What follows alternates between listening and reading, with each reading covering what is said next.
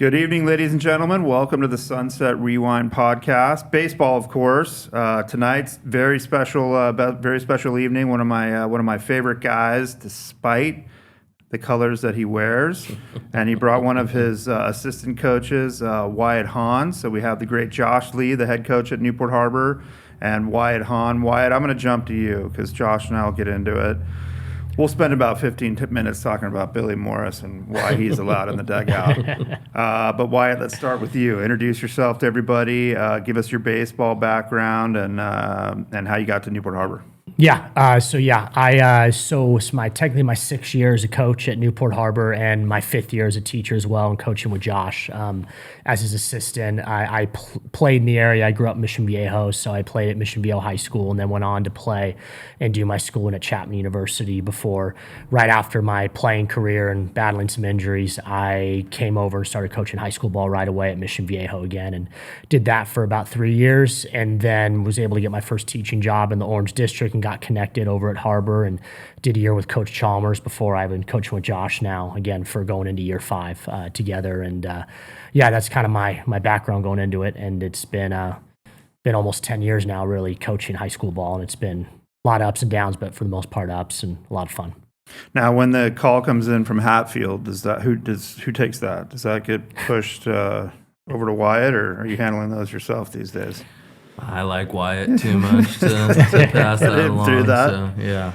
So uniquely, Billy Morris is on my staff over at Corona Del Mar Flag Football and also on the Sailors baseball staff. So he led our team in penalties from the coaching ranks, which is impressive. Give us your best Billy Morris story from last year.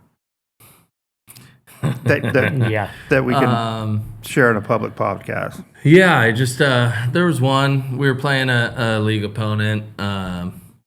We had another coach who I've known for a long time, is a really good dude. Is an assistant in the Sunset League, and Billy's always ready to go for the boys, fired up. He's very protective of our kids, and I think one of our kids said something that some coach said this, which wasn't the case, but Billy heard it and just took it and ran with it and was ready to go, ready to lay it all on the line for the boys. And then we had to, I had to pull him aside and say, hey, I've known this guy for a very long time. It's may not be true. It did not go down that way. No, he very quickly de-escalated. But man, he was ready to roll. That's probably he's ready to roll. Yeah, he got to have. He stirs the pot. But enough about William.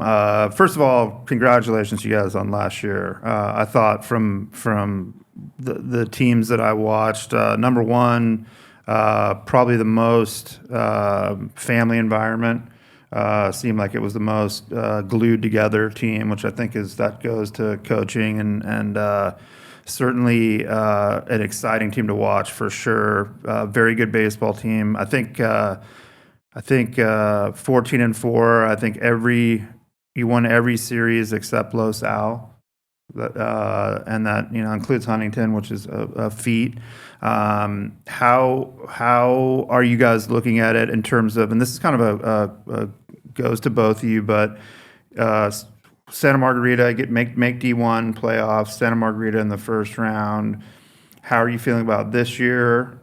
Getting back to that, and then we'll get into it's interesting. Fountain Valley gets knocked out by Mater Dei, and you guys get knocked out by Santa Margarita. And with all the advantages that those schools have, either one of those games could have gone either way. Fountain Valley, quite frankly, had a 4-1 lead, and it got away from them. And I thought Fountain Valley was the probably the better baseball team.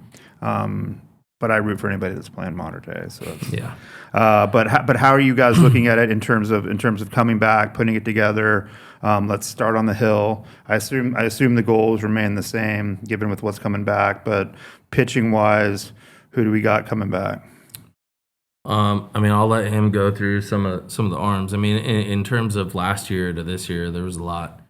There's a lot baked into that. Last year was great. I know you mentioned coaching in the family environment, and I don't want to act like Wyatt and I don't have a role in that. But also we had really good leadership, both from some seniors who are gone now, as well as some underclassmen who had been around for a long time. And we also had a lot of guys that were willing to follow. And we always tell them, like, hey, look, we empower our player leadership. If there's anything unethical or wrong, come talk to us. But they do such a good job of caring and then pushing each other. And then last year we had a lot of really close relationships that followed. The goal for this year remains the same, right? It's to win the Sunset League until we have, right? And we can aim Part B after that. But it's been since 1947 at Newport Harbor. Last year we got close, really close, but not, we didn't get it done. So that's always the goal. And for us at Newport, the culture kind of now with the kids is like it's to set the goal there. It's not to make playoffs. It's not anything else. If we fall, we fall. If we fail, we fail. But that's the goal all the time. And the guys on the mound obviously are going to be a big part of that. But yeah, no, I would add to that real quick because you talked about the family environment and stuff. I think every year as coaches, you kind of have a different feeling at the end of the season, and sometimes you're not necessarily happy, but it was like, hey, that was a tough year. And some years, you're mad about things or the way it kind of ends. And I remember that we sat at the end of the year with that group, with those leaders and some of those seniors, and really all of them, no matter their age. And we sat in the locker room with them, and it was like probably the saddest that we'd ever been. It was a feeling of like, proud, but also like kind of sad that it was over because every year, the groups are different and you lose guys. So like those leaders were a big part of that culture, and they, especially someone like a Perez had been around for 4 years. But yeah, you look at the staff, obviously bringing back Gavin Guy is incredible. He was, such a good arms, great kid, and we're thankful to have him around for another year. And, he's going to be leading the way. And, if he's out there just commanding, even 2 pitches for strikes, he always gives us a chance. And then from there, there's a lot of other guys competing for innings, and we're kind of trying to figure that out still right now. And, the biggest thing is going to be consistency, what guys do on each outing. And then from there, again, at this level, it's really, can you command that, that fastball, first strike, first pitch, and get ahead. And that's something we're kind of working with, whether it's, the Sam Claps, the Manns, the Keaton Andersons. There's a few other names, a lot of guys that, we're going to kind of see how it shakes out. But we're thankful to have some depth on the mound. It's just going to be about who steps up and, earns the innings after Gavin. yeah, I think like arm talent on the mound, we have a step forward, partially because of guys who improved from last year to this year, and partially because we had a couple really good arms on JV that were ready to come up. Arm talent wise, stuff wise, we're pretty darn talented. The thing that we're evaluating right now and we hope gets figured out is, strike throwing, multiple pitches for strikes. That's a big part of how we play the game. And then also it's just competing, right? It's guys who are going to step up. And so, there's 4 to 5 kids that are competing still in early February for a starting spot. It's a good problem to have, and whoever competes and gets after it and challenges hitters and executes they're going to be one of the guys. And then behind the plate, let's go up the middle. So behind the plate, who do you got? Yeah, behind the plate, we have 3 guys right now. We have Brooks Francis is a senior. I talked about him last year. He was a modern day transfer his sophomore year. He's a senior this year, lefty bat, good bat. We have Luke Mitchell, who's a junior. We've known him for a long time, just growing up in the area. Very good defensive catcher, very good, 2 flat, sub-2 pop time. He's grown tremendously behind the dish, both in receiving, blocking, catch and throws, really good. And then we have our freshman who's on varsity, Dylan Tucci, another lefty bat catcher, another really good catch and throw, and he hits for a lot of power for a little freshman guy. So he's working his way back from a football injury. We have a lot of 2-sport athletes at Newport, and he's working his way back from that. But he's hyper talented. So we're looking forward to seeing him as well. And then up the middle, shortstops, outfield. Walk me through if we're playing Santa Margarita again. And I know it's a little early to have a set lineup, but kind of bounce me through the lineup on the kids. I can talk, infield wise. I mean, Grant Horsley will be at shortstop again for us, and he's been there since he was a freshman, and he's just, a really talented, great kid that's, continuing to learn the game and get stronger, which is big for him in his own individual career. Second base, we got a lot of guys competing, whether it's a Cole Harrison or an Damish, both guys that have been getting after it and getting better since the summer. And then, third base, first base is going to be a lot of moving around based on, what Gavin's doing, if he's on the mound versus if he's at first base. Again, Henry Mann, same thing, being at a corner. Hatfield's been swinging it well. You know what I mean? So there's a lot of guys kind of competing in those corner spots for us. Yeah. How are you guys dealing with the kids in terms of next level stuff? We talked about it. We talked about it a little bit with some of the coaches, but with what's going on in college right now, it seems like the JCs have become. Well, I'm wearing my Santa Barbara City shirt today, but it seems like the JCs have kind of become a pretty valid option again. Any noise around that in terms of with the kids and what they're seeing out there in terms of opportunity? Yeah, I mean it's tough. The world comes full circle, right, with the JC stuff for very different reasons than it used to be, but still, I mean. You still have your guys that are either, have performed hyper successfully or are extremely projectable, or the combination of the two. So we still have, like this year's senior class, we have Ryan Williams going to Cal and Gavin Guy going to Santa Barbara. And yeah, we have a lot of guys that are going to be really good college baseball players, but the landscape has obviously changed. So for a lot of those guys, what's more apparent now is a lot of D2, D3 opportunities, some NAIA if the kid's willing to consider it, which I want them to play ball because that college experience as a baseball player is so special. But the JUCO, I mean, as somebody who went to OCC, played for John Altobelli, I mean, the JUCO route being back again is something that I think is great because we all need time and you need opportunities, you need innings, and honestly, you need just development from a physical standpoint. So we have a couple kids, seniors, that can really play, whether they end up at a D2, a D3, maybe a low D1, depending on what shakes out with the draft, or they end up at junior college routes, which, I'm talking to a lot of junior college coaches about some of our kids, trying to make sure that they have multiple options for opportunities to go there. But it's really just about trying to pair the kid with the best fit for them, right? Maybe we have a kid who's not as academic yet, right? Until he gets his course selection, a little more freedom in college, he might bloom. Or we have a really academic kid that, a really good D3 academic school might be a better fit. So it's just trying to kind of advocate for our kids what path is best for them. They're still waiting for my academic to kick on. Yeah. It just didn't happen. Yeah, my high school GPA didn't work either. Yeah, so. It was, but back then, the JC route was, you could go play a year to JC and then get drafted. Mm-hmm. Yep. Then 8 at-bats into that, I realized that probably needed a different plan. Still can, and still find out. Yeah, but but no, it's a really good option, and I think it's going to be, the main one for a lot of really good baseball players who 5 years ago would have gone D1. Yeah, I mean, like personally, just watching it, the Orange Empire Conference is back. I mean, there was a couple years there where it was it had dipped. I mean, it was top heavy and everything, but man, it's back. I mean, you can go out and watch a Fullerton game and see multiple dudes throwing low to mid 90s on the mound, controlling multiple pitches, and you go, whoa. So great. It's crazy. Yeah. Well, we got to get to know Wyatt a little better. So I'm going to throw some older questions at you, and then I have some new questions for Coach. But Wyatt, what's your favorite movie? Favorite movie? Yes. The Dark Knight, for sure. The Heath Ledger. Yeah, that one for me is always I could throw it on anytime. Great and movie. Incredible the first time that came out in the theater. That's what I'm saying. I saw it in the theater, and for sure. Saw that at Edwards Big Newport with the Wallses. Mm-hmm. Can remember it. How about that? All right, favorite restaurant? Favorite restaurant? El Ranchito. Okay. There's a lot of different locations around here. CDM or the Peninsula?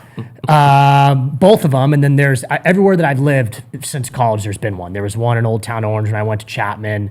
I moved to the Newport area, and there was one there. And then my wife and I just moved to Aliso Niguel, and sure enough, there's one right down the street. So it always follows us, and we end up going there They're expanding. every other week, and chips and salsa and the whole thing. And There's it's one. great. I'm in CDM, and there's one. That we're there a lot. Yeah, It's a fun fact. You can find McDonald's in multiple cities too. I know. You can find McDonald's. That's not. All right. Let's see. What's your? This is for Coach. You ready? Favorite book? I'm a true crime junkie. I do the podcast all the time. I would go back to in Cold Blood, Truman Capote. Yeah. Yeah, Let's go. It is going back. yeah. Going back a little bit.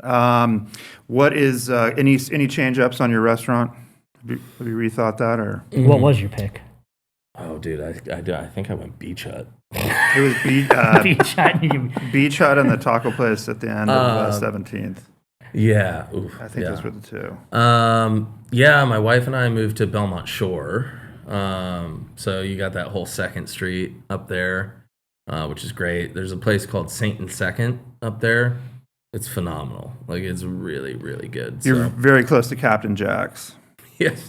Do you like Captain Jack's? I bring it up in every podcast, and I they should sponsor me. They don't. should. Yeah. But it's Captain Jack's it's Captain Jack's has the best prime rib in Orange County.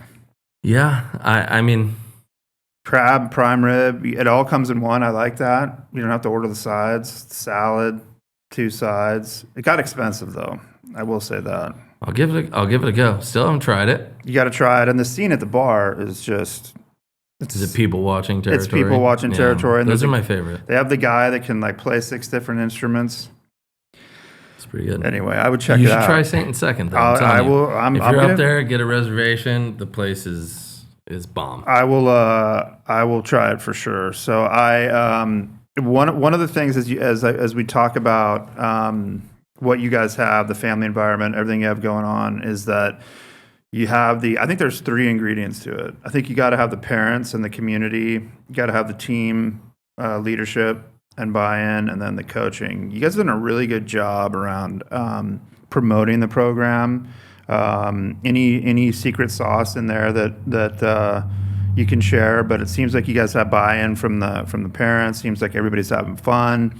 You can't. The older even though I'm quite young, the older that I get is you realize you're not going to make everybody happy, but you can have everybody on the same page in terms of what you're trying to do. And I think you guys do a really good job of communicating to everyone that if they work hard, they're going to have a shot, and that you're running hey, we're going to play our best 9, right? So, anything you guys do special around that?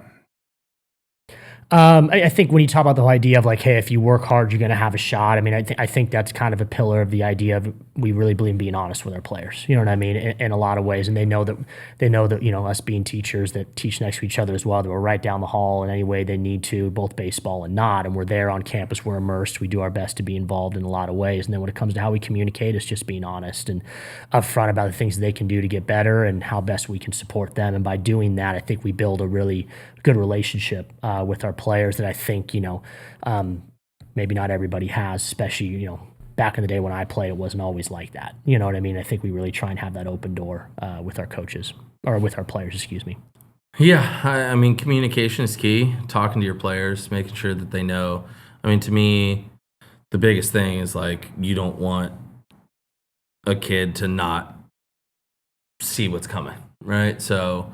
And then also providing them a path on where you evaluate to them. And we always say, Hahn's favorite thing to tell kids, we're not the gatekeepers of baseball, right? In our program, it's if you think we're wrong, we're happy to be wrong. Please prove us wrong, right? But here's what you can do to get from point A to point B. That's really big. With the families, I think I think the families have done a really good job buying into what we are selling, which is that we want kids to be more independent. We want them to advocate for themselves. And our parents do a really good job of understanding that and then being there to just support their kids, right? And when the parents are fans instead of also coaches, it also makes for better parent-player relationships, better coach-player relationships. I mean, the whole thing really blossoms from there. And then lastly, I think it's investing your time. Like the secret sauce to us is like we invest our time with like the youth kids in our area a lot. So we train and get to know our kids that are in the Newport Harbor area from 13 to 14 years old. We spend a lot of time. And then, ultimately it's like us, like how we interact with each other primarily, because he's the only one who's been with me from the start at Newport.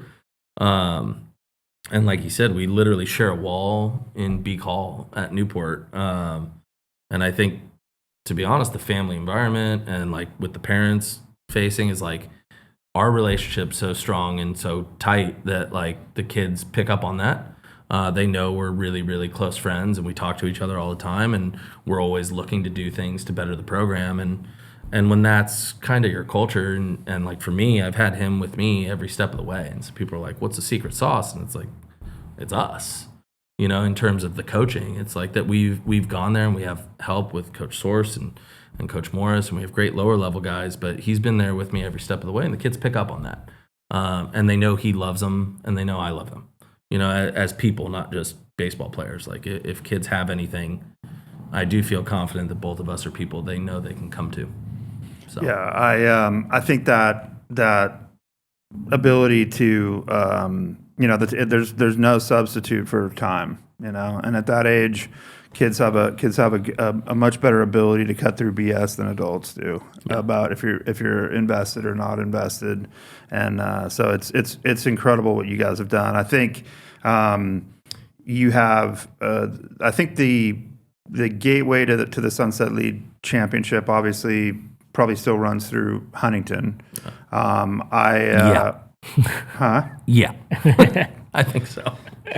So they're not get it twisted. Nicely put together ball club. Yeah. I will say that I think from everything that you guys have over at Newport Harbor, I think my prediction is that this is the team to look out for coming up, and I think that this is going to be a special year. And there's nothing baseball guys like to hear more than that. The kiss the of only death. thing they heard is the kiss of death. But I commend you guys so much for what you built over there. Haven't heard a negative thing from anybody that I consider credible. It's Newport. I mean, you're going to hear. I mean, the negative's great. I love hearing the negative about them. I just use it as fuel. Yeah, like, I keep hear it coming. I hear it every time I go over to beach up. It's a lot of geniuses around here. But I really do appreciate what you guys have done. Fantastic for the Newport community as a whole. I don't know if you've heard this, but we're going on the road. We're doing videos, and I'm going to hit one out of every stadium in the Sunset League. So this is what's important. You better catch Newport on a day where that wind's blowing out left center. Check the weather report. We're gonna have to get a little. Check the weather report. Make sure There's a weather report, and then the medical staff that you guys need to have. We'll make sure the trainers are on site. Yeah. It's not pretty, but I think just give me a couple. And we go and drop 5, maybe the bongo bats instead of the drop 3s. For me, if you can dig out an old Easton Black Magic, that would be ideal. I don't know if they're around anymore, but I might have one in my dad's garage. if we can get one of those out, I just feel more confident with it. Yeah, we'll let Billy throw your BP. 100%. He throws just Lollipops. nice and easy lollipops. Nice, and he'll probably drill me if I do that. Well, he's the one that we would call the feel good BP day. He's the feel good. I'll take him. Yeah, former shortstop, just straight on the line. That's what I need. No movement. But it's awesome to see you guys. I'm going to see you again. I'm going to be at a bunch of the games. Not going to take a bet this year in the CDM series. Maybe we should.